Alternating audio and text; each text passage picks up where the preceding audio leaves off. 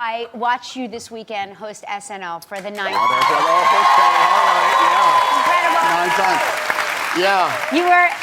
I tell you, that's a hot house over there, and particularly this week. You know, the debate was on Wednesday night, and by the time I think noon of Thursday came around, they had written much of what that was, and it was a bonanza, man. Between it writes itself. I mean, it truly did. Between Bad Hombre and Nasty Woman, and it was. I think all the world was just like, I'm just going to wait to see what Alec does. But the writing is sensational, and it's nothing like it in the world. How many times can I ask this? Yeah. Because this is Saturday Night Live is one of those things where, for me, if you get to host, it's a massive statement. Big deal, it's a career-defining moment. You bet it can be.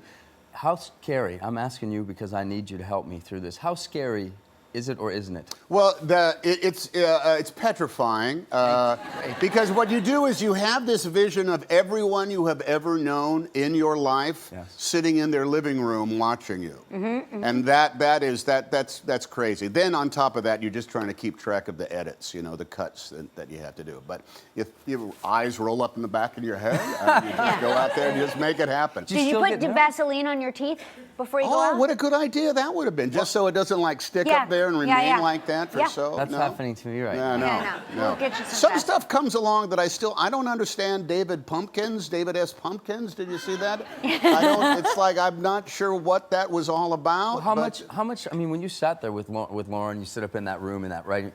Are you writing with him, or do you just walk in and say, okay, this is what you have, okay, I'll do my best? Now, eventually you meet up with kind of like everybody and get a sense of it. And mostly you have to say, guys, realize I'm going to have to send out advanced apologies based on these ideas that you're throwing at me, and you got to do that. What was interesting to me is how well you became Chris Wallace. You really looked and sounded like him, which is because I didn't necessarily think that he had a specific voice pattern or nothing. Well, he's got a perennial smile on him. He's just got that kind of like. Yeah, but you really nailed it. You really did, and that's a hard thing to do. There's nothing wrong with a good wig and a pair of glasses. that goes a long way. It's our motto around here.